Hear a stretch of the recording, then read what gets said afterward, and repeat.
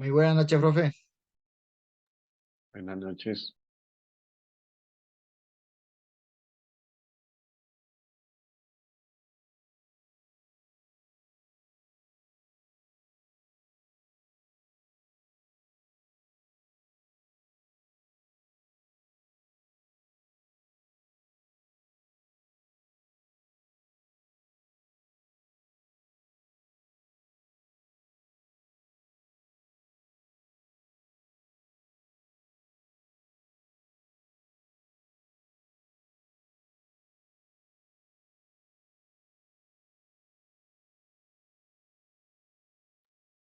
Buenas noches, ¿cómo están?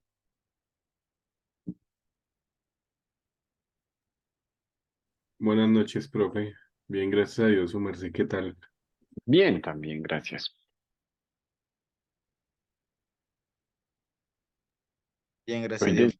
hoy desde casa por No. por el paro y los posibles trancones.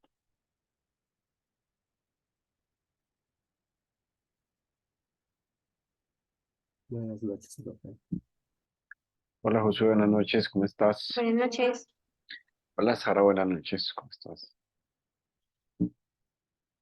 Bien, profe, recuperando. ¿Ya está mejorcito o no, Josué? Sí, ya, gracias a Dios, solo fueron 2 días nada más, pero sí, estuvo muy fuerte la gripa, Y te pero va dando ya, como duro, ¿no? sí, pero ya, gracias a Dios, bien. Es que está dando como duro eso.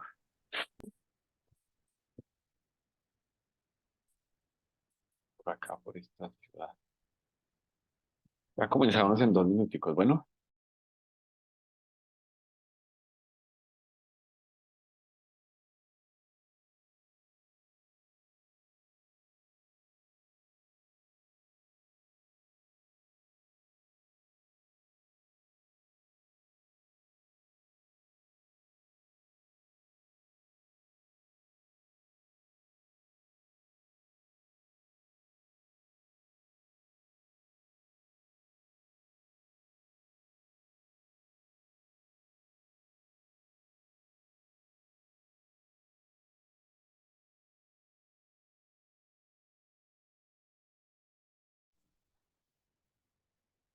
Buenas noches, profe. Buenas noches, compañeros. buenas noches.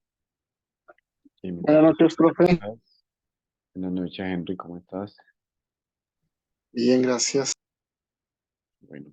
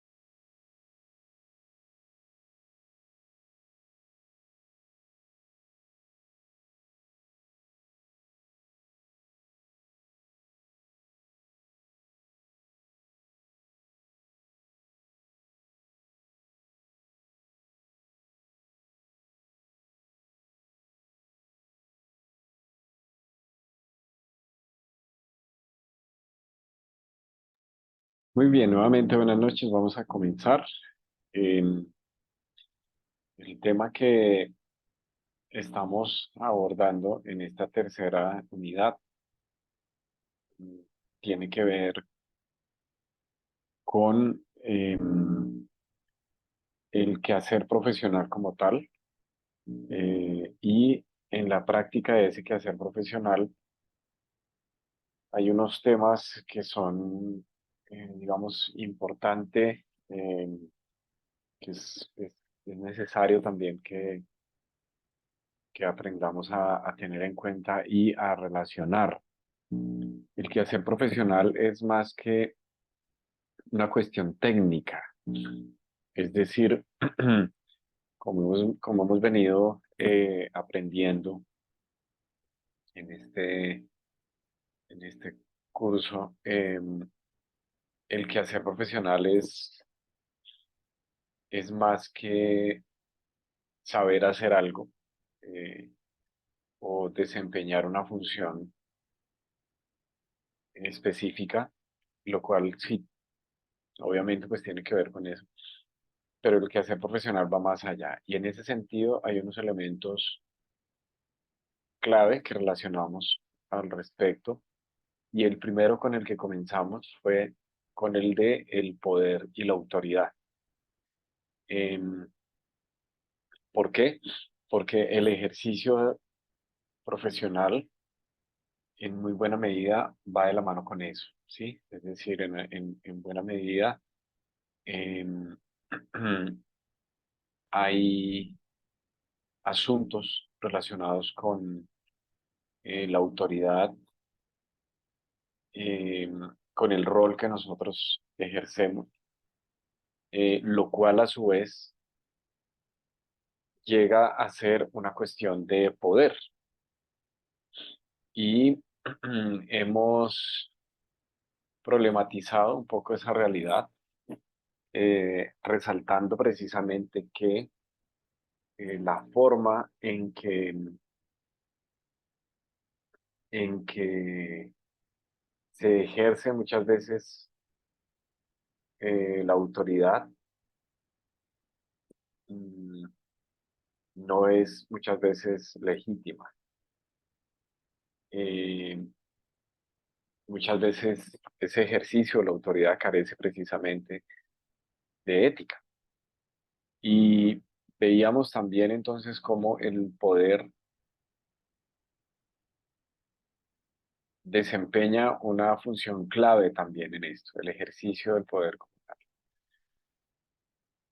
Para orientarnos, realizamos una lectura, eh, la cual tiene por título La mirada de Jesús sobre el poder. Es una lectura que escribe eh, Rafael Aguirre y, como lo explica él digamos, en el preámbulo, en la introducción, es un análisis exegético, pero también tiene unos componentes teológicos con respecto a cómo Jesús se relacionó con el poder. Eh, y ahí, en ese sentido, pues, al estar nosotros en una universidad que tiene unas bases cristianas y donde nosotros procuramos precisamente relacionar el aprendizaje y la formación profesional con esas bases cristianas. Al inicio de este curso, en la primera unidad, hablamos acerca de la cosmovisión cristiana, si ustedes lo recuerdan. Y, y también allí tomamos como referencia el texto bíblico, un pasaje, por ejemplo, de Romanos capítulo 12, donde invita a cambiar la manera de pensar, la manera en que vemos el mundo, para que también de esa forma nos movamos en él. Bueno, pues en esta unidad también nos acercamos al texto bíblico en clave de cómo Jesús se relacionó con el poder. Y decíamos que desde sus inicios hubo una tentación grande en Jesús para hacer un mal uso del poder, o un ejercicio del poder en términos negativos, si se quiere. Em, Tuvimos una, digamos, lluvia de ideas que ustedes hicieron en la sesión anterior. Entonces hoy voy a retomar esa lectura y a explicar algunos puntos que son clave con respecto a eso, precisamente, cómo Jesús se relacionó con el pueblo. Y aquí es importante partir de el escenario en el cual Jesús ejerce su ministerio. Y ese escenario en el cual Jesús desarrolla su ministerio es, hablando en términos teológicos, es lo que se conoce como el reino de Dios. Algunos hablan del reinado de Dios. Eh, y esa expresión, el reino de Dios, que suele tener una connotación a veces muy religiosa, eh, cuando uno mira el texto de los evangelios, cuando uno mira los evangelios, encontramos que esa connotación es una connotación muy ético-política. La expresión reino de Dios, claro que tiene connotaciones teológicas, claro, pero además de las connotaciones y por ende las implicaciones teológicas, tiene unas connotaciones y tiene unas implicaciones de índole ético-político, con todo lo que implican los conceptos ético-políticos. Tiene implicaciones entonces en términos socioeconómicos también. El reino, la propuesta de Jesús del reino de Dios, entonces es una propuesta para la vida, es una propuesta para la sociedad, ¿sí? Es, es una propuesta muy diferente con respecto a lo que oferta la sociedad en términos generales e históricamente. En el marco de eso, del reino de Dios, entonces hay que entender cómo Jesús se relaciona con el poder. Bueno, en ese sentido, o en esa línea, el autor comienza hablando del contexto histórico o sociohistórico en el cual Jesús se desenvuelve. Cita a un sociólogo conocido de nombre Max Weber, que ustedes vieron precisamente, eh, leyeron algo de él, quien distingue entre poder y autoridad. Max Weber, entre otras cosas, se caracteriza porque eh, Max Weber no es cristiano, no es teólogo tampoco, pero él hace una lectura muy interesante del protestantismo. De hecho, Max Weber es más conocido por un escrito que él desarrolló, eh, que tiene por título eh, algo así como el espíritu protestante del capitalismo, más o menos. Él dice en una de sus tesis que el capitalismo tiene unas bases que se pueden rastrear hasta la Reforma Protestante, particularmente hasta las ideas de Juan Calvino, particularmente hasta las propuestas teológicas de Calvino. Max Weber es más conocido por esto, pero él, en el escrito que cita aquí el autor, que tiene que ver precisamente con la relación entre economía y sociedad, Max Weber distingue entre poder y autoridad. Y poder lo menciona como una capacidad, lo cual me parece a mí que es una definición interesante y muy válida. Poder, entonces, ¿qué es el poder? Entonces tiene que ver con una capacidad que se tiene, ¿sí? Es una capacidad que se puede, por tanto, desarrollar también. Y esa capacidad eh, tiene una característica particular y es que puede influir o incluso imponer en otros ideas o comportamientos, actitudes, creencias. Esto del poder es bien interesante porque se enmarca en el ámbito de las relaciones, ¿sí? En el, ¿qué quiere decir eso? El ser humano es un ser que se relaciona, ¿sí? Casi que por naturaleza podemos afirmarlo. Y esa manera de relacionarse el ser humano con otros seres humanos se da en términos eh, de relaciones de poder precisamente, ¿sí? Esa manera en que el ser humano se dirige a otros, se comporta con otros, y aquí vale la pena mencionar que no solamente es una cuestión de los seres, de las relaciones entre el humano con otros humanos, sino también del ser humano, incluso con otras especies.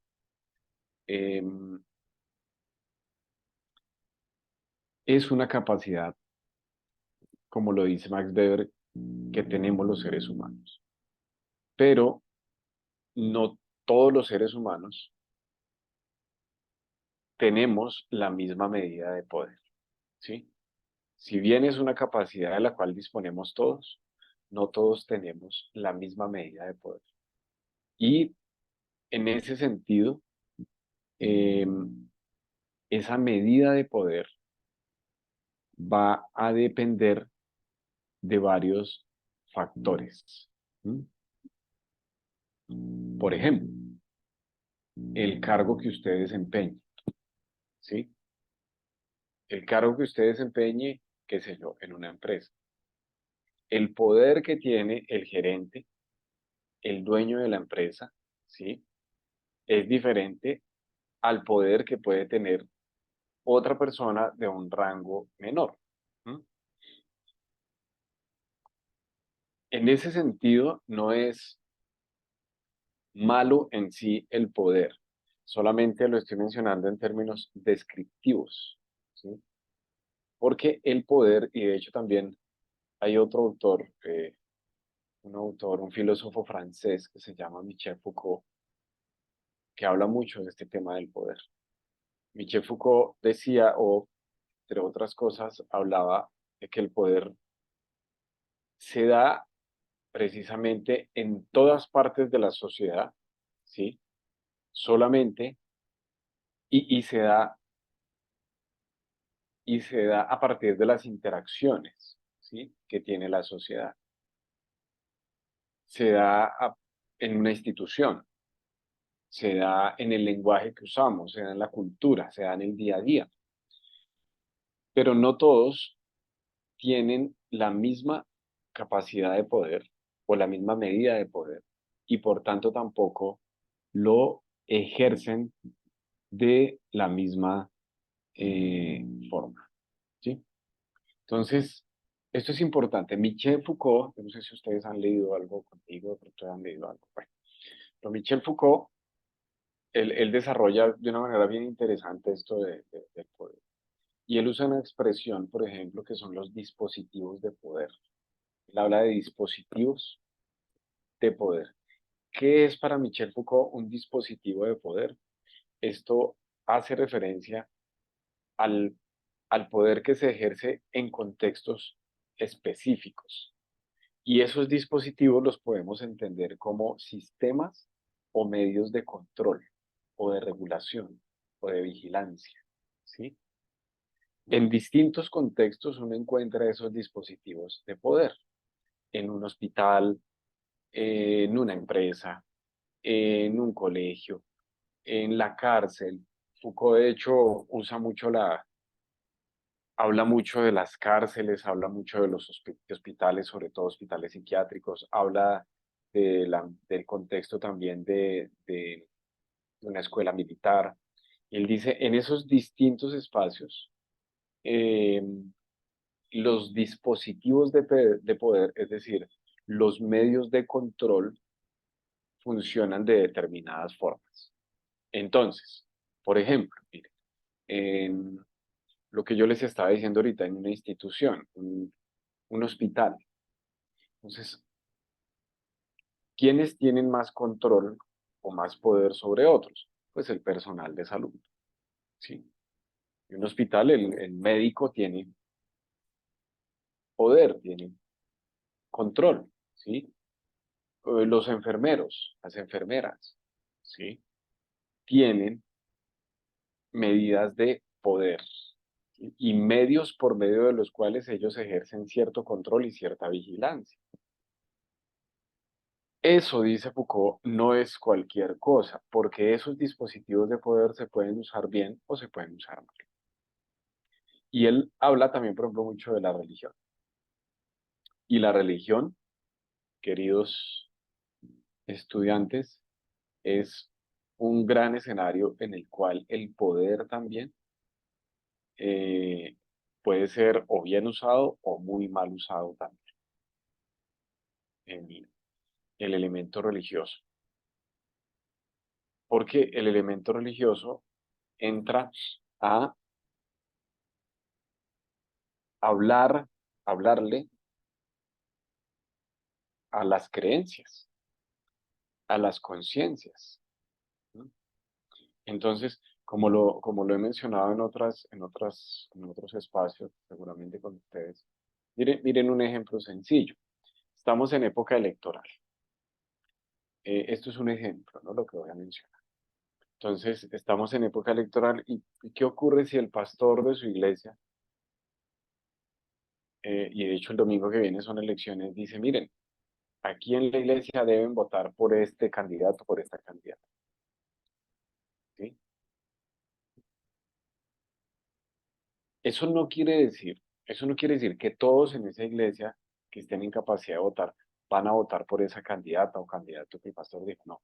Pero sí quiere decir que la probabilidad de que lo hagan es muy alta. ¿Por qué? Porque el pastor es una persona que tiene poder, ¿sí? Y que tiene un dispositivo también de poder, el cual él puede usar en esa forma de decir, miren, voten por él. Y eso lo puede usar también en términos, por ejemplo, de manipulación. Entonces él puede decir, mire, es que si no votan por este, ustedes los demás votan por otro y ese otro es del diablo, ese otro es un pecador, ese otro no sé qué más, ese otro sí sé más, ta, ta, ta, ta, ta, ta, ta, ta. Este es el que trabaja. Entonces, los feligreses, ¿sí? Los que asisten allí, como hay una relación de poder, ¿m? Entonces dicen, oiga, sí, tiene razón, vamos a votar por Daniel Fernando Cabrejo al consejo, porque esta vez sí se puede, por el partido. Amén. Gloria a Dios. Entonces, eh, se entiende eso de los dispositivos de poder y cómo el poder se da en instituciones y se da a partir de relaciones, se da a partir del lenguaje, se da a partir del comportamiento, se da a partir de lo que hacemos. Otra vez, el poder puede ser usado bien o puede ser usado mal. Foucault también dice que algo que va de la mano con el poder es el conocimiento. Él dice que el poder y el conocimiento están estrechamente relacionados. ¿Usted ha escuchado por ahí la frase que dice el conocimiento es poder? Bueno, eso tiene por ahí su asidero precisamente en Michel Foucault. Entonces, de ahí que, por ejemplo, un medio de comunicación sea también una cuestión de poder, de muchísimo poder. Daniel, que está en eso, lo conoce muy bien. De hecho, a los medios de comunicación los llegaron a denominar en algún momento el cuarto poder, ¿sí? No sé si ustedes han oído eso, eh, eso de el cuarto poder. ¿Por qué? Porque precisamente se, desde cuando los medios de comunicación empiezan a tener mucha influencia a nivel de la sociedad, ¿sí? La prensa, en su momento la televisión, la radio, ¿sí? En el contexto de una democracia, ¿sí? En el contexto, déjenme les explico esto un momentico, es un paréntesis, pero me parece muy importante. En el contexto de una democracia hay tres poderes principales, que nosotros en Colombia lo sabemos, lo tenemos con ustedes, creo que ustedes alcanzaron a ver ética y constitución conmigo, creo, ¿cierto? Porque ahorita ya es otro profe el que la enseña, pero creo que con algunos lo vimos, ¿cierto? Bueno, por ahí veo algunas cabecitas. Muy bien. En una democracia como la colombiana y en otras, ¿sí? Se consideran que existen tres poderes principales. El poder ejecutivo, que está representado por el gobierno, ¿cierto? El poder legislativo, que en el caso de Colombia está representado por el Congreso, y el poder judicial, ¿sí? Que en este caso está representado precisamente por instancias como la Corte, como la Fiscalía, como esto, ¿sí?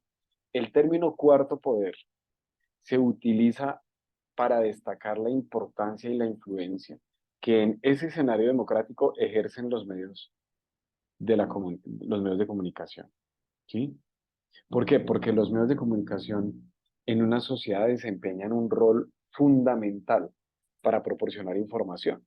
Y esa información tiene que ver con análisis de acciones del gobierno, de las leyes que salen, de lo que está pasando en el día a día, ¿sí?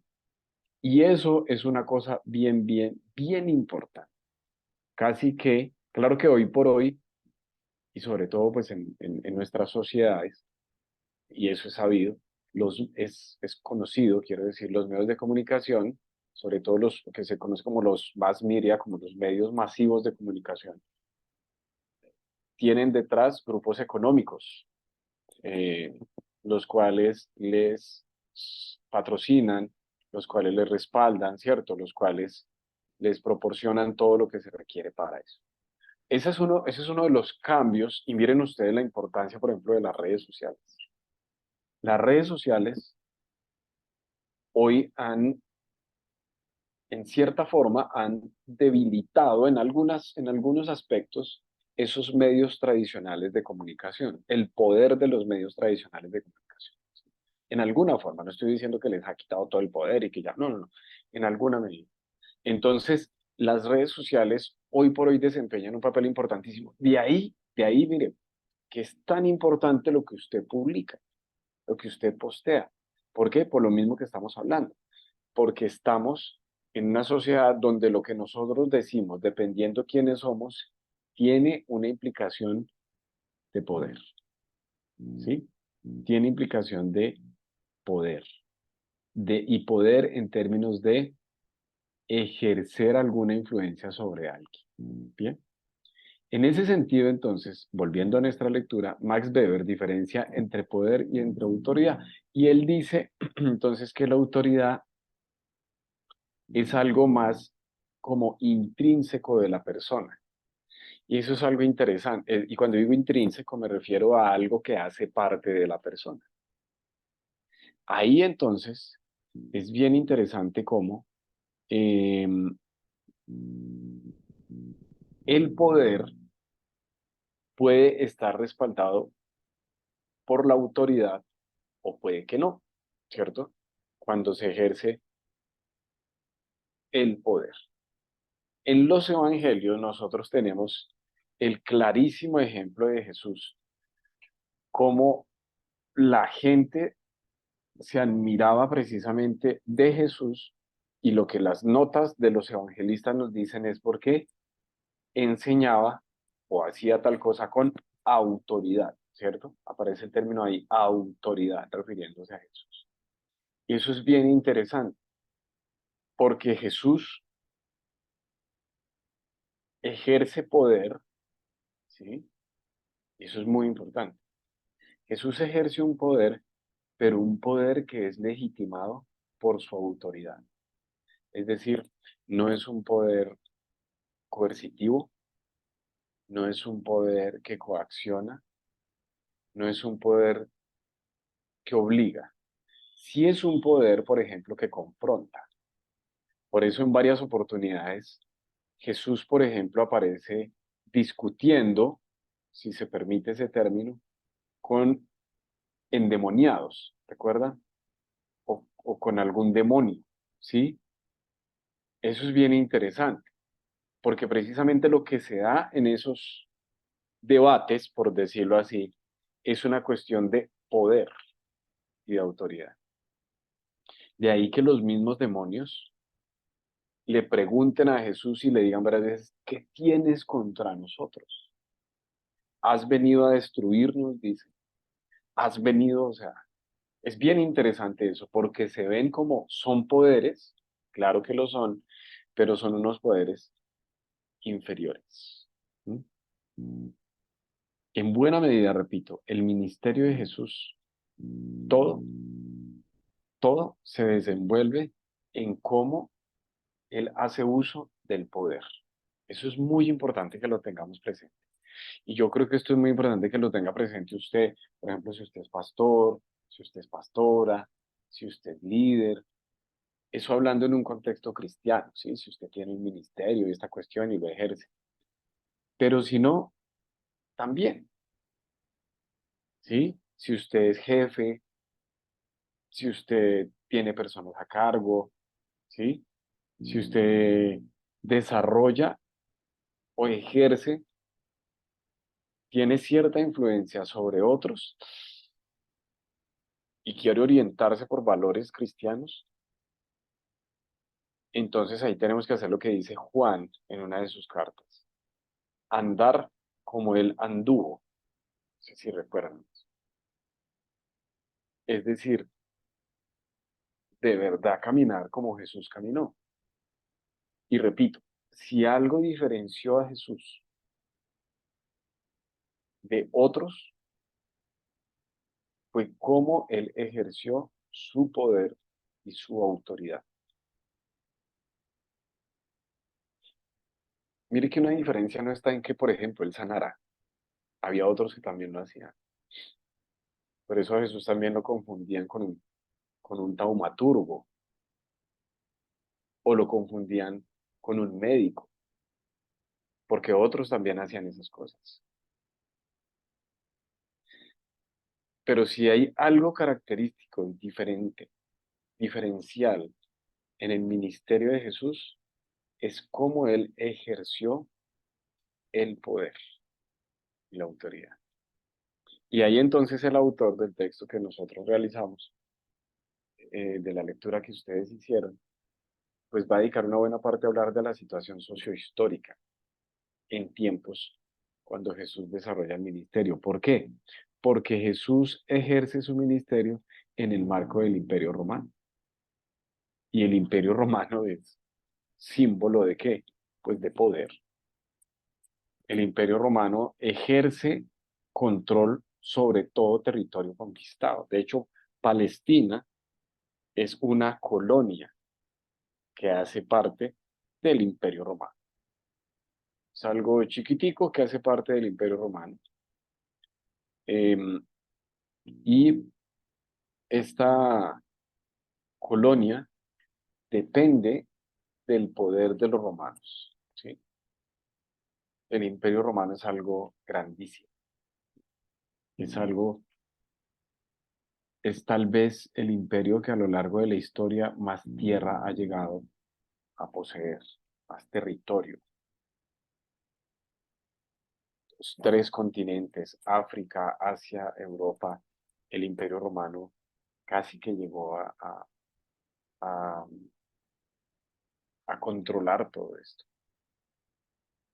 En el marco de ese imperio tan poderoso, es que Jesús eh, ejerce su ministerio, ¿sí? Ahora, está el Imperio Romano, que es el poder grande. Dentro del Imperio Romano está Palestina, y dentro de Palestina están los judíos del tiempo de Jesús. Y los judíos se van a caracterizar también por tener unas estructuras de poder, ¿sí?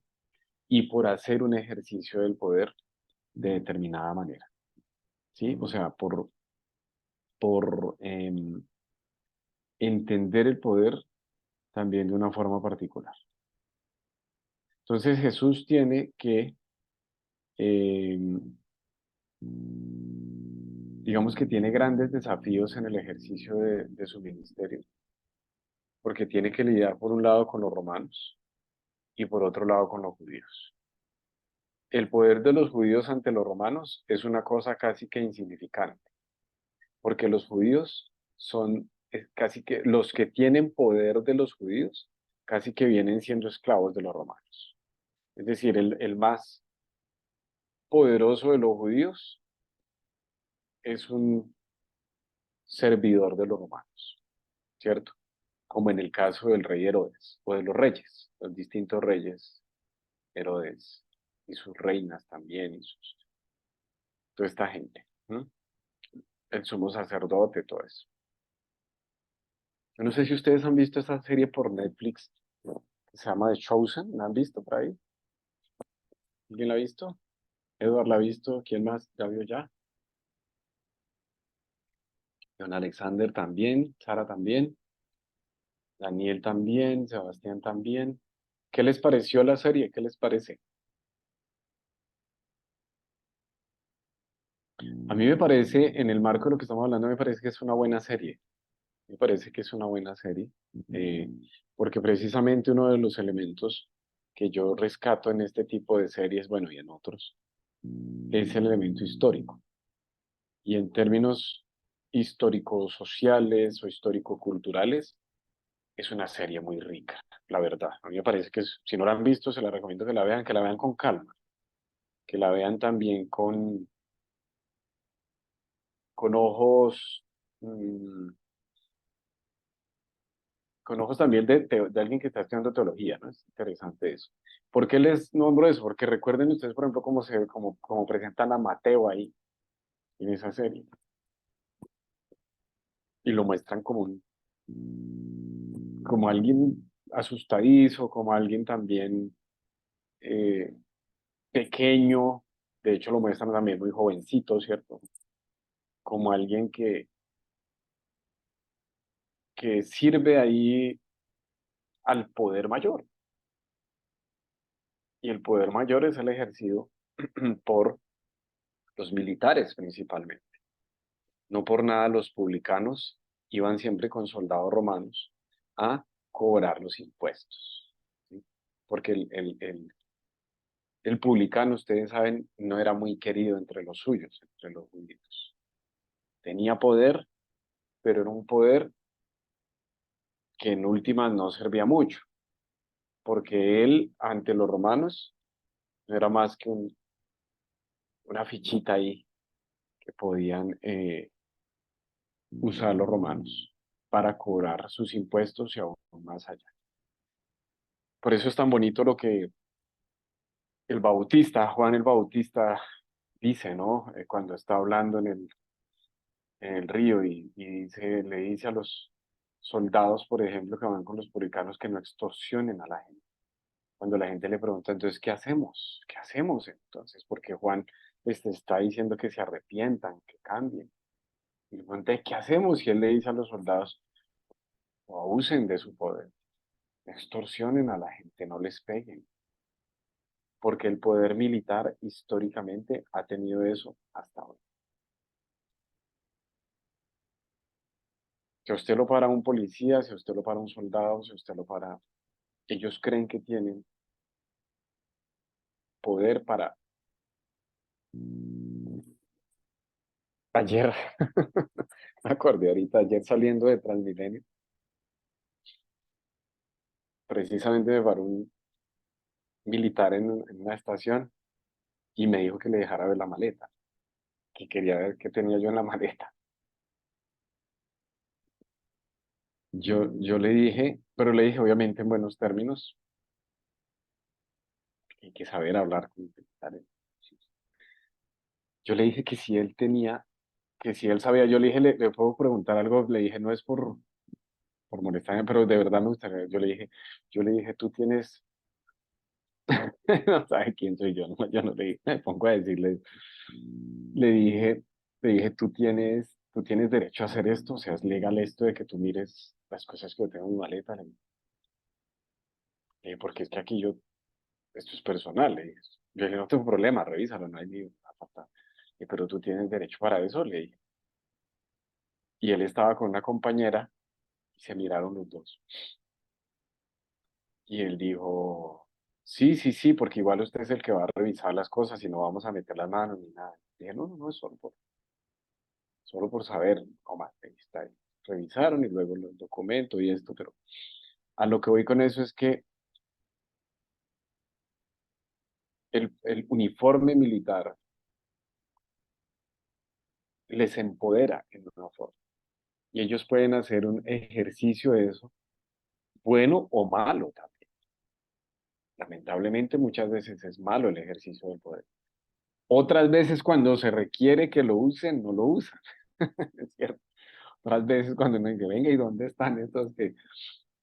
Pero lo cierto es que hay unos dispositivos, otra vez, unos elementos de poder Jesús contaba con esos dispositivos también, pero miren que Jesús no los usó.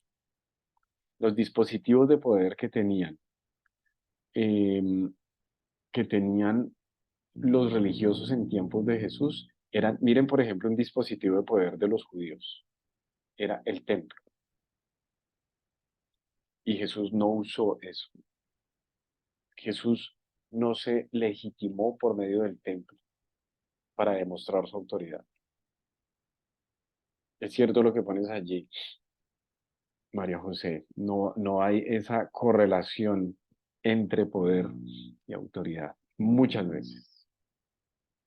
Entonces, eh, ¿en qué recae la autoridad de Jesús? Que es bien interesante cómo los evangelios de distintas formas habla de la autoridad de Jesús. Mire, cuando Jesús libera a, a un endemoniado, dicen, ¿y quién es este que los espíritus le obedecen? Marcos, Evangelio de Marcos, varias veces. ¿Y este quién es? ¿Y quién es este? ¿Y este quién es? ¿Mm? Cuando sana a los enfermos, cuando Él perdona los pecados, la gente se sorprende y dice, ¿y este con qué autoridad hace estas cosas? ¿O con qué poder hace estas cosas? Es bien interesante eso, porque el poder de Jesús no viene de lo que viene el poder romano ni el poder judío.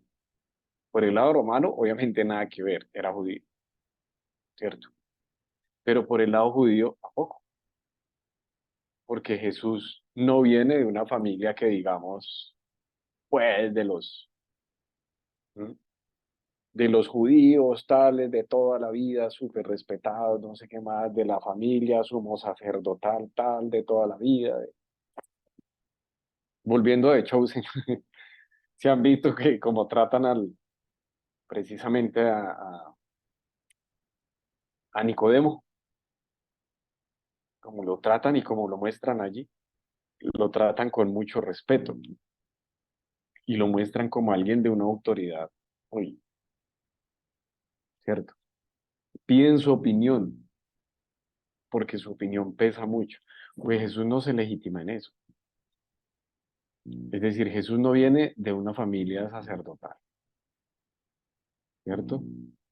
Jesús no viene de un grupo, al contrario, recuerden, la gente se asombra porque dicen, y este luego no es de Galilea, luego, este no es de Nazaret, de Nazareno, o sea, de Nazaret puede salir algo bueno. Este no es allí de los, no, o sea, no es alguien que venga o que esté legitimado por un poder, por un linaje. Muy importante eso.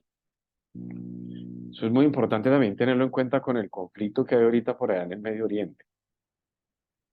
Bueno, esto que estamos mencionando es muy importante, porque Jesús no legitimó quién era en que fuese judío, porque muchos hoy legitiman muchas cosas, por ejemplo, en Israel, porque dicen que son judíos y no sé qué más y tal, y recuerden cómo Jesús fue con eso. Es decir, a veces en estos temas hacen falta más lecturas centradas en Jesús y desde Jesús que orienten mejor eso. ¿Sí? Recuerde que ese fue un gran debate que tuvo Jesús precisamente también, ¿no? ¿Por qué? Porque los judíos precisamente eran expertos en jerarquizar y en excluir a quienes no les parecían que eran hijos de Dios. ¿Recuerdan de eso? Eso habla el Evangelio de Juan. Bueno, todos los evangelios. Pero el Evangelio de Juan hay un debate bien importante que no les voy a decir qué opino de eso, Daniel. ¿Qué opina de eso? Un comentario nomás, ¿sí? Por eso es que a veces no es bueno hacer ciertos comentarios. Era solo un comentario, pero si no, ahí nos quedamos en la clase. Pero en el Evangelio de Juan, en una oportunidad, cuando intentan asesinar a Jesús, quienes lo intentan asesinar son los judíos. Y lo intentan asesinar es porque Jesús les dijo que hijos de Abraham, judíos, podían salir de las piedras. ¿Por qué? Porque ellos estaban legitimándose en su tradición genealógica como judíos puros. Y Jesús les dice, Jesús les da duro, Jesús les dice, ustedes son hijos del diablo, porque el diablo es homicida desde el principio. ¿Recuerdan el episodio del que les estoy hablando? Y ellos se escandalizan y dicen, ¿cómo así si somos hijos de nuestro padre Abraham? Nosotros somos judíos de pura... Y el Señor dice, eso no es así. Y al final el pasaje termina diciendo que querían matar a Jesús y Jesús se escabulle entre ellos porque lo querían botar por un despeñadero. Por tanto, el pasaje termina dándole la razón a Jesús. Ellos son hijos del diablo porque son homicidas. El ser hijos e hijas de Dios no depende del grupo al cual pertenecemos. Esa es una cosa clave desde Jesús. Por tanto, ¿hay hijos e hijas de Dios en el pueblo de Israel hoy? Claro que sí. ¿Hay hijos e hijas de Dios en el pueblo de Palestina? Claro que sí. ¿Hay hijos e hijas de Dios? Miren, igual. Y recuerden también esto, también, Daniel, hay que leerlo desde la teología paulina, sobre todo de textos como Gálatas, Daniel, donde dice Pablo, ya no hay judío ni griego. Ya no hay esos linajes y esas diferencias, es decir, esas lecturas que muchas veces parecen hasta más sionistas que lecturas bíblicas, tener mucho cuidado, porque precisamente en lo que consiste la propuesta del Evangelio es en que, ahora el nuevo pueblo es precisamente aquellos que siguen a Jesús. Eso es importante tenerlo presente. Y en ese sentido, bueno, ya va a mencionar esto, pero Josué está pidiendo la palabra, señor. Sí, profe. Pues como dar un poquito del aporte.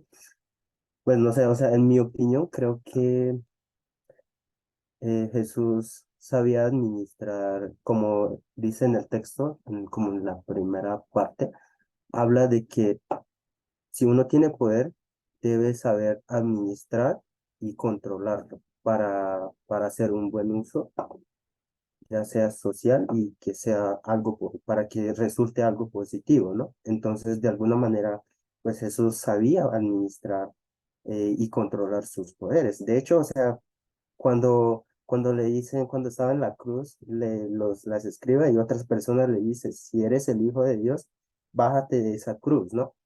Entonces, pues como podemos ver, si él no tuviera el control, él lo hubiera hecho. O sea, de hecho, en un cerrar de ojos, él no estuviera ahí colgado en la cruz. Pero de alguna manera, pues como Jesús es el mismo Dios, entonces él ya tenía, él siempre está encima del poder de todo de todo lo que hay en el mundo, ¿no? Entonces, estaba pensando en eso y algo que, o sea, me parece muy chévere y es que, o sea, cuando a Jesús mismo le dicen, o sea, respecto a la autoridad, ¿no? De hecho, en esa época, como dices, ¿no? Los mismos maestros de la ley y las escribas dudaban del poder de Dios. O sea, ellos hasta llegaron y le preguntaron con qué poder haces esto. Entonces él les devuelve la misma pregunta con qué poder predicó el Juan Bautista, ¿no? Entonces ahí ellos mismos discutieron y le dijeron que, pues, que no sabían, ¿no? Porque ellos mismos sabían que él de alguna manera los podía como acusarlo con sus propias respuestas, ¿no? Entonces el poder que él tenía era de lo máximo. Y hay otra parte que me parece muy, no sé si ya en esa parte ya pasamos, pero hay una parte que me parece muy chévere y es que cuando el autor habla sobre el reino de Dios como la fraternidad, ¿no? No, Jesús nunca le llama a Dios como Dios Rey, sino más bien Dios Padre, el Padre, ¿no?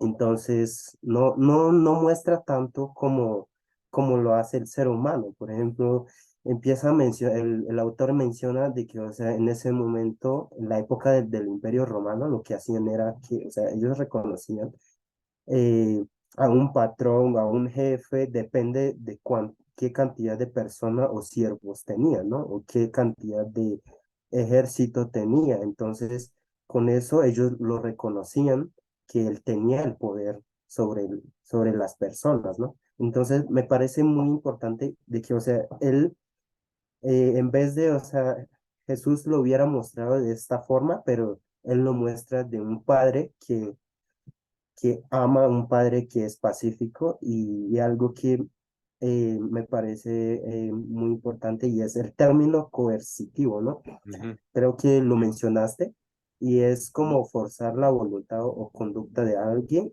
o no respetar la libertad del otro, ¿no? Y eso es lo que él hizo de Jesús, aunque tenía todo el poder sobre nosotros. De hecho, él podía hacer hasta mandarnos al infierno si él le place, o hasta borrarnos del mundo si él le place, él puede hacerlo, pero él nunca usa ese poder Ujú, de ujú. ese que vaya en contra de nuestra voluntad o que vaya en contra de nuestra conducta, ¿no? Más bien, o también que vaya en contra de nuestra libertad. Él mismo nos da la libertad, entonces él respeta los límites que él nos pone en el Así mundo, ¿no? es, entonces, como así un es. ejemplo que me Muy sirve, bien. ¿no? Gracias, José, por tu aporte. Y en esa línea de lo que tú dices y lo que estamos mencionando, em, hay dos términos que aparecen allí que ustedes los leyeron, que son los términos exousia y el término dinamis, ¿cierto? Y el término exousia, eh, palabras más, palabras menos, hace referencia a eso que sale de, a eso que es casi que intrínseco, ¿cierto? Que sale de dentro, valga la pena la redundancia. Y por eso es que, aunque a veces se traducen estos dos términos de manera intercambiable como poder y autoridad, por eso es que exousia puede entenderse mejor como autoridad. Y en ese sentido es bien bonito lo que en el texto nos dice y lo que resalta también Josué es como la autoridad no es algo que se impone, sino que la autoridad es algo que sale.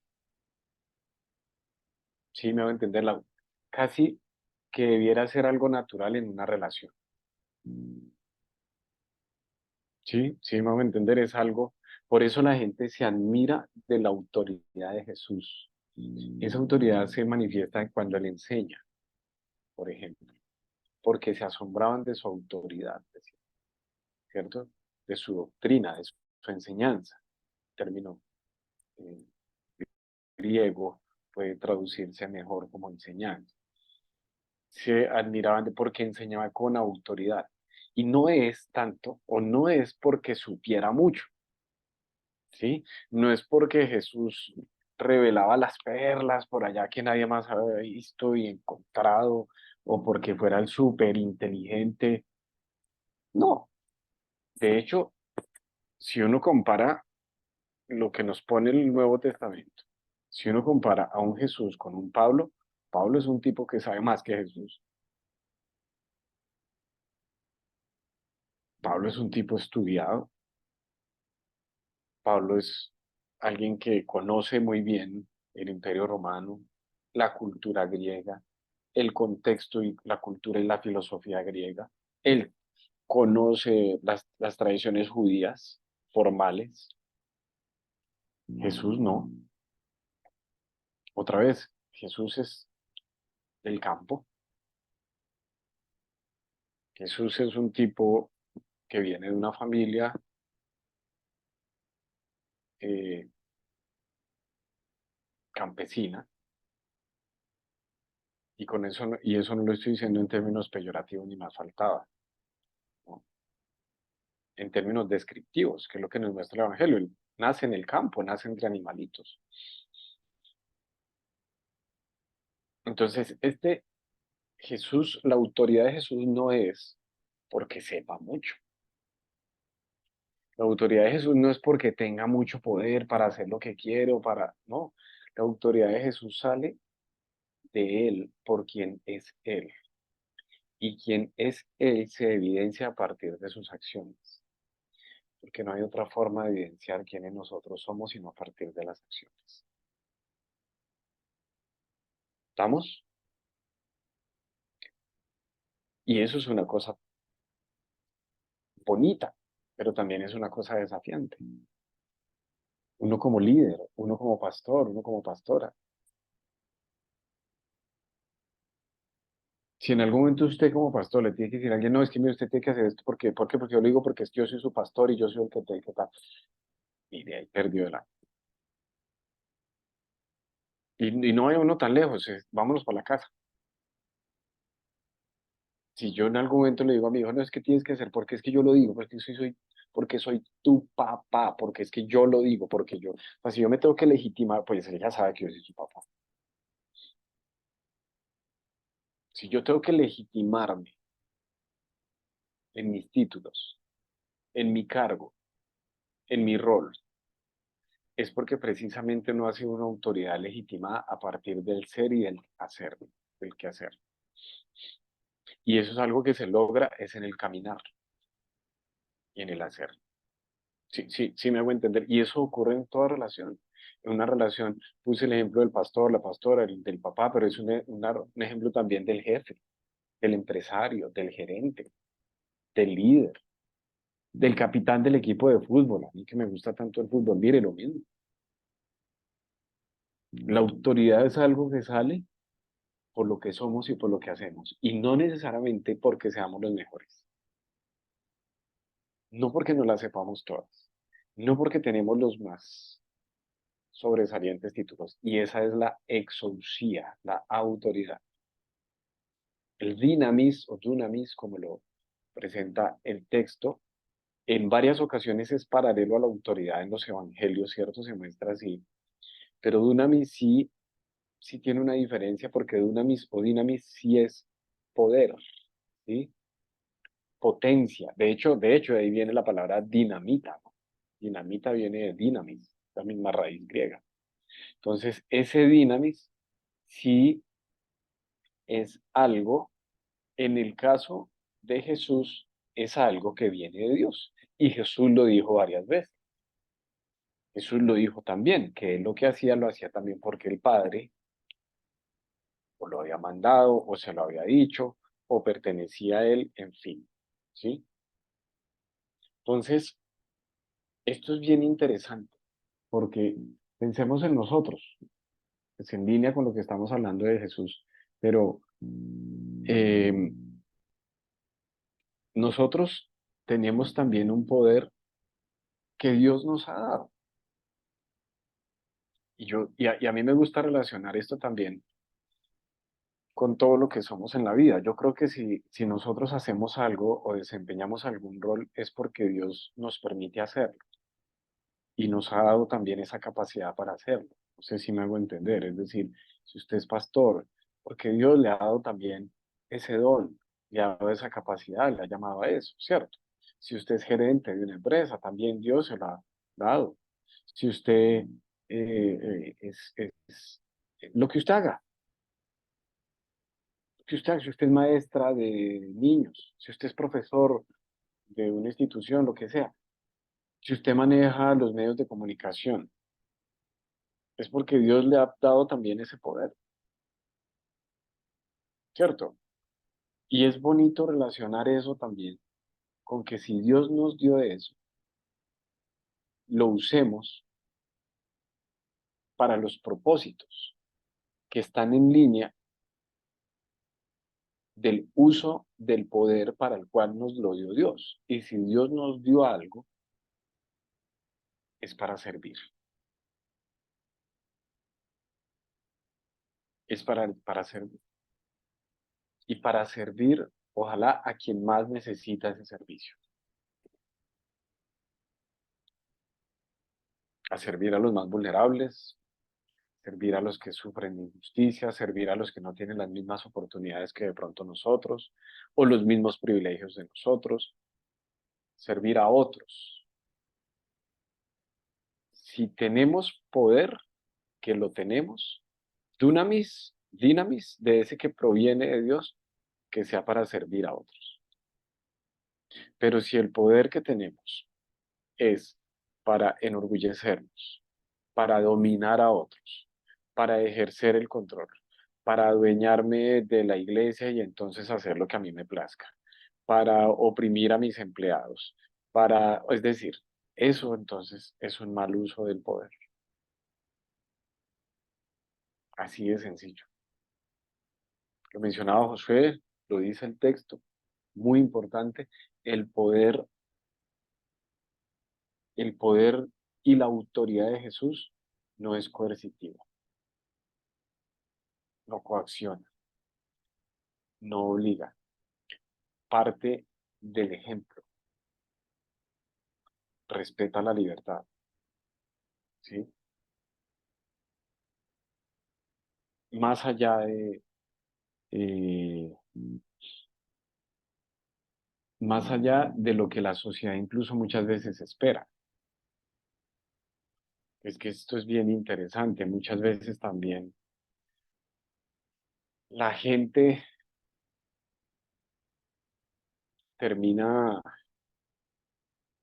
haciéndole a uno o buscando que uno haga un mal uso del poder también, nombrándole rey, ¿cierto? Nombrándole el gran jefe, nombrándole de tal manera. Es decir, recuerden, cuando Jesús llegó a Jerusalén, la gente lo recibió ¿recuerdan? La entrada a Jerusalén, como si estuviera llegando precisamente el Mesías que ellos esperaban, pero Jesús llegó en un burro, y el burrito no es símbolo de poder. Entonces Jesús, mire, todas las acciones que realizaba Jesús fueran simbólicas, fueran reales, fuera lo que fuera precisamente, él mostraba que el reino de Dios funciona de una manera distinta. Y en buena medida eso es lo que él entonces tiene que lidiar también con sus discípulos. Y vean ustedes que varias de las discusiones, alegatos que él tiene con sus discípulos es por cómo ellos entienden el poder. Porque ellos dijeron, ahora sí llevo entonces ahora sí yo voy a quedar. Si gana mi candidato, mejor dicho, si llega tal si nombran eso, yo mejor dicho voy a. ¿Por qué? Porque claro, la gente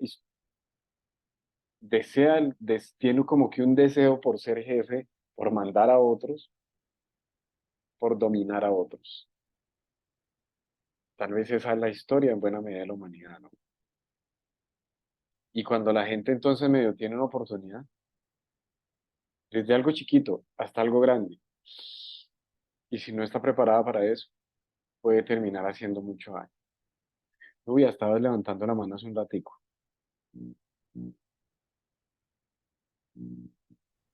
Sí, profesor. Hablando precisamente de la frase Eusesia, Exousia. Exousia. Eusesia, Ujú. y hablando de que ellos, este término, dice en la página 87 que expresa la autoridad de que ellos estaba leyendo los versículos de Marcos 1, 22 y 27, y dice que ellos se admiraban porque él podía tener autoridad. Se preguntaban entre ellos, ¿no? Porque él sí puede tener autoridad, pero también dice que porque él perdona los pecados, ¿con qué autoridad él podía hacer eso? Eso habla de una autoridad mucho más grande, ¿no? Pero lo que me asombra es que nosotros podemos hacerlo de igual manera. Tenemos esa autoridad que nos ha delegado también para poder sanar a las personas en el nombre de Jesús, con sus cargas, con su falta de perdón o con el perdonarse a sí mismos. Entonces, esa es una autoridad que el Señor nos da para poderlo también, nos ha sido delegada de igual manera como hemos aceptado la fe en nuestro Señor y Salvador Jesucristo. También hemos adquirido esa autoridad. Entonces, era eso, profesor. Gracias, Nubia. Muy pertinente y me haces acordar que precisamente la gente se sorprende cuando él perdona pecados. Y en la oración del Sermón de la Montaña, conocida como el famoso Padre Nuestro, Jesús precisamente dice, perdona nuestros pecados como nosotros perdonamos también. Es decir, hay una relación ahí. La gente se sorprende del perdón Porque el perdón no es cualquier cosa, tampoco es algo fácil. Muchas veces es más fácil la venganza. Muchas veces es más fácil pagar mal por mal que pagar lo que dice Pablo, ¿cierto? Que no pagar mal por mal, sino vencer con el bien el mal. Eso es más complicado. Y allí es donde radica precisamente esa autoridad también, al ser seguidores de Jesús, al ser discípulos de Jesús. No, no porque por antonomasia haya un poder que se nos da, sino porque también en nuestro ser y en nuestro hacer necesitamos encarnar ese poder de Jesús. No sé si me explico. Es decir, pero lo dice Jesús en la oración. Perdónanos, Dios, así como nosotros perdonamos. El punto no es hay que nos perdone Dios. El punto es cómo nosotros perdonamos.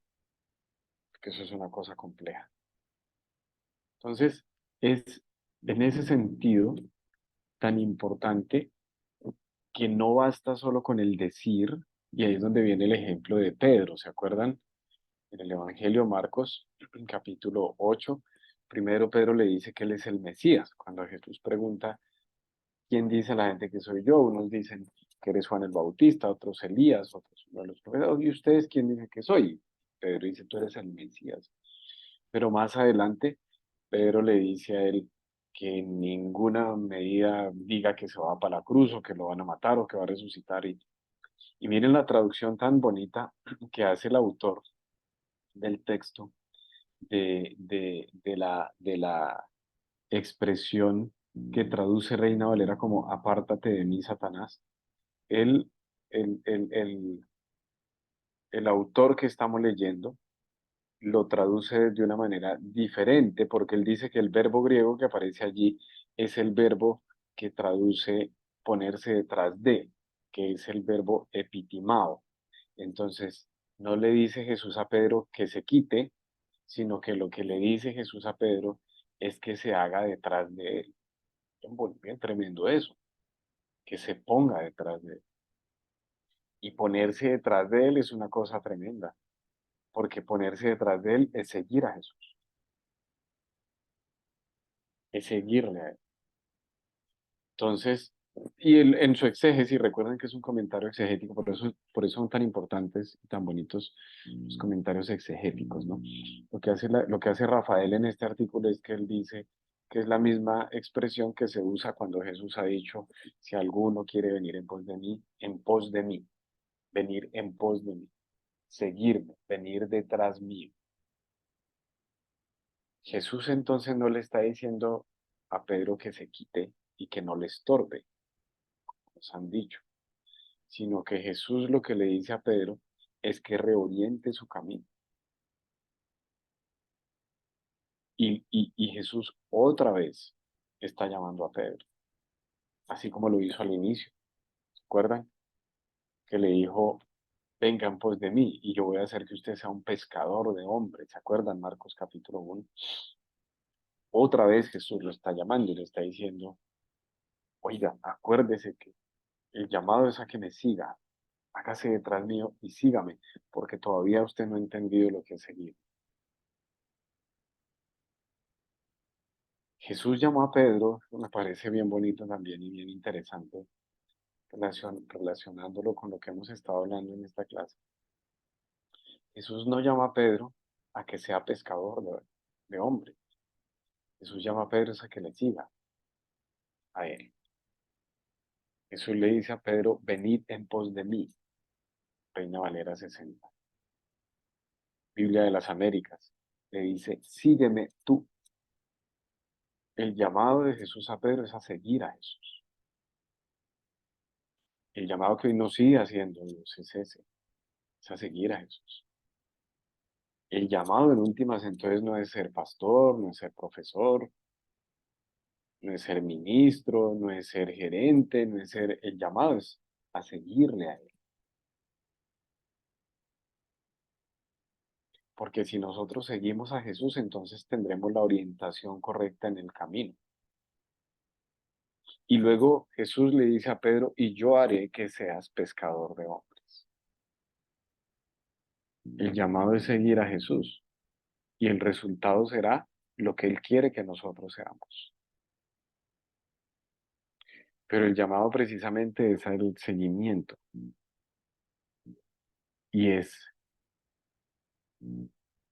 también a la fidelidad. Miren algo bonito también de los evangelios, sobre todo Mateo es el que repite eso. Jesús en varias oportunidades le dice a sus discípulos, hombres de poca fe. ¿Ustedes recuerdan eso? En una oportunidad le dice a los discípulos, hey, ¿por qué no pudimos echar fuera tal demonio, tal, esto, aquello, lo otro? Les dice por su poca fe. En otra oportunidad, cuando el barco está así temblando, ellos están allá asustados, tal, y les dice, hombres de poca fe, ¿por qué tienen miedo? Cuando les habla de la comida, del que no se afanen por el día a día, les dice que son de poca fe. Y en todas esas oportunidades, a quien Jesús le dice eso, es a quienes le siguen. Y de manera también similar, pero en términos de contraste, Jesús exalta la fe de otros. Cuando dice, tu fe te ha sanado, por ejemplo. Y eso es bien interesante porque la palabra fe es, en griego es pistis. Ustedes seguramente lo han visto. El verbo es pisteo, que es creer o confiar. Pero pistis, que es fe, también traduce fidelidad. Eso es algo bonito. Porque también es la fidelidad a ese seguimiento. Entonces, el llamado de Jesús es a seguirle, ¿cierto? Caminar con él en la propuesta del reino. Y en la medida que nosotros caminemos con él, vamos a ser sus discípulos. Y una medida de ser un discípulo de Jesús, otra vez, es cómo se relaciona y cómo entiende el poder. Fue lo que él estuvo dialogando y discutiendo con sus discípulos. Hey, Señor, permítenos que en tu reino uno se siente a la derecha, el otro a la izquierda, tal, no sé qué, Señor. Dice eso a mí no me corresponde. El que quiere ser el primero va a ser el último, le dice. Y va a ser siervo, servidor de todos. Me gusta mucho lo que hace Aguirre precisamente, y es que él dice que esa incomprensión de los discípulos, al punto que le tienen que volver a preguntar a Jesús, tiene que ver con las disputas de poder que ya hay en la iglesia en tiempos de Jesús. Es decir, lo que nos muestra precisamente ese afán de quién es el mayor, de quién es el más importante, de quién se va a hacer a la derecha, de quién se va a hacer a no sé qué, de quién esto, lo otro, tiene que ver precisamente con reflejos, dice él también, de cómo ya eran las primeras comunidades cristianas, donde empezó a haber luchas de poder. Y se acuerdan que Pablo por ahí en una de las cartas habla de eso. La famosa carta a los Corintios cuando él habla acerca del amor. Es cuando dice, si yo tengo todos los dones, ¿se acuerdan? Si entiendo todas las lenguas y no sé qué más, y esto, aquello, lo otro, tal. Pero si no tengo amor, nada soy. Si no tengo amor, nada soy. Y eso creo que es un llamado también muy en línea de Pablo con este tema, con esta enseñanza de Jesús. Y recuerde que eso que escribe Pablo allí sobre el amor es porque hay disputas entre los líderes de la iglesia. A ver, ¿cuál es cuál es más importante aquí? ¿El que dice profecía, el que ora por los enfermos y se sana, o el que va y le da los mercaditos a los pobres, o el que, ¿cuál? Disputas por el poder. Y Pablo termina diciendo, esto se resume en amar. al otro, en amor al prójimo. Muy bien.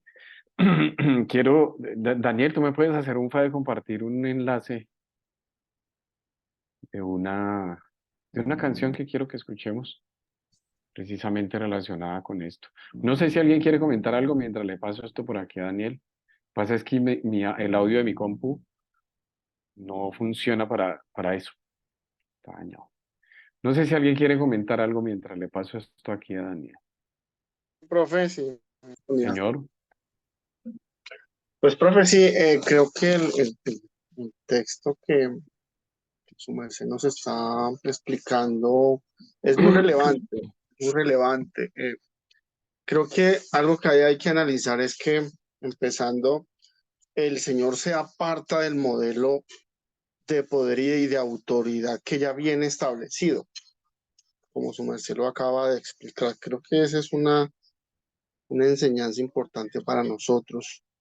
En segundo lugar, lo que puedo analizar ahí es que desafortunadamente, como su merced lo acaba de mencionar, en la iglesia precisamente se cae en esa tentación. A veces los líderes, en vez de ser esa ayuda, esa guía espiritual para personas que de pronto vienen con alguna problemática, al contrario, a veces se convierten en opresión para ellos, los someten, en fin, de tal manera que a veces se malinterpreta esas posiciones de privilegio que se han dado dentro de la iglesia. Y por otro lado, profe, mencionar ya esto a nivel ya de política, un caso pues muy particular, creo que lo hemos estado viendo en estos días en las noticias. Y cuando veía ese caso me acordaba del tema, es el caso ahorita del señor presidente, y lo que he estado yo analizando es cómo está utilizando él su situación de poder frente al metro, o sea, un caso muy particular.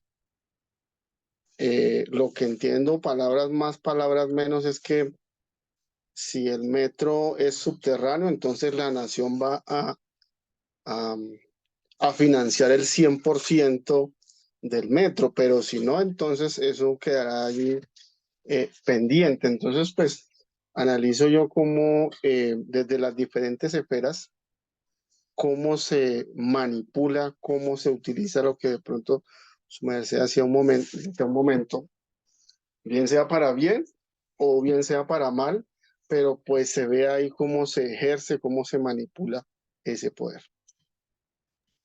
gracias, Henry. Ya te envié el video, Daniel. Lo puedes ver. Henry, claro, tú mencionas dos casos que son bien. El tema de la iglesia es una cosa tremenda porque la iglesia está llamada a ser servidora, pero muchas veces termina siendo otra institución más que ejerce el poder en la forma que no es. Y en términos de las autoridades, de los gobiernos, eso es una cosa muy, muy tenaz, porque otra vez, o sea, eso es una cosa complejísima, porque, porque se ve precisamente que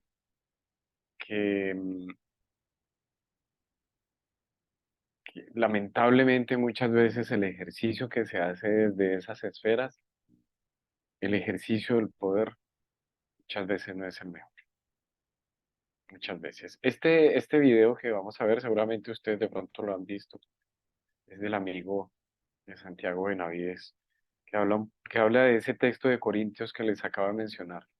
Y me parece bonito que lo veamos en términos de lo que estamos hablando. Bueno, el énfasis está otra vez, o más bien la pregunta es esa, ¿dónde está lo importante y dónde está lo central? Entonces, cuando quiera, maestro.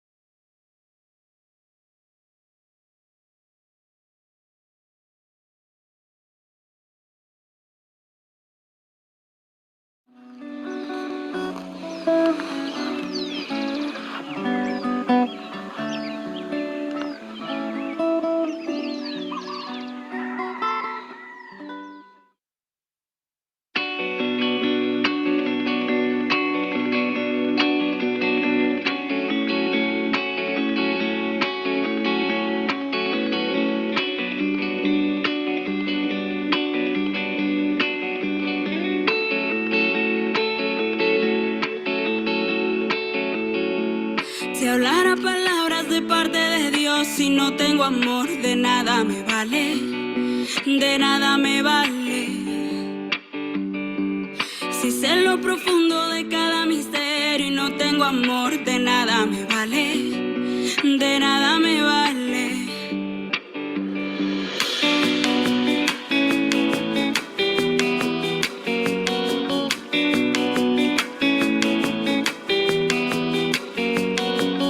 Si hablara palabras de parte de Dios, si no tengo amor, de nada me vale, de nada me vale. Si sé lo profundo de cada misterio y no tengo amor, de nada me vale, de nada me vale, de nada me vale, de nada me vale. Sin amor la vida es arar el aire, de nada me vale, de nada me vale. Sin amor las manos no ayudan a nadie, sin amor las manos no ayudan a nadie.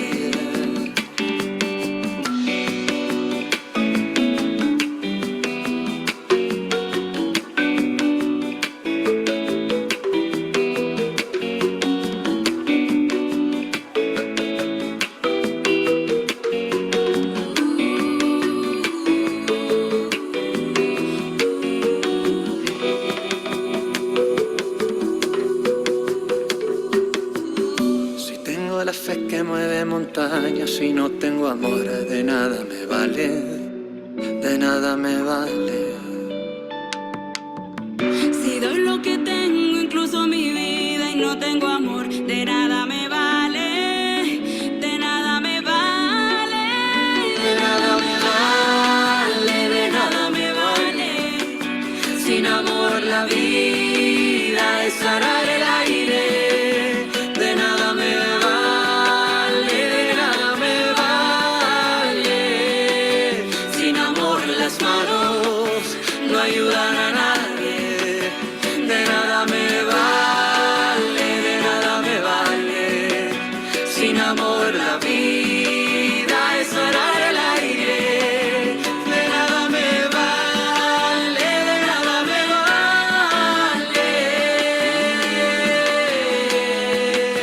Sin amor las manos no ayudan a nadie, sin amor las manos no ayudan a nadie, sin amor las manos no ayudan a nadie, sin amor las manos no ayudan a nadie, no ayudan a nadie, no ayudan a nadie, no ayudan a nadie.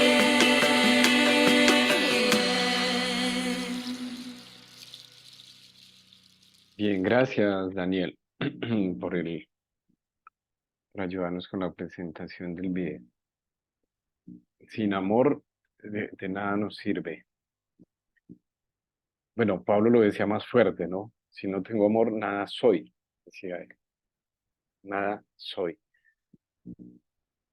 Este tema lo vamos a complementar con otro que tiene que ver con la corrupción.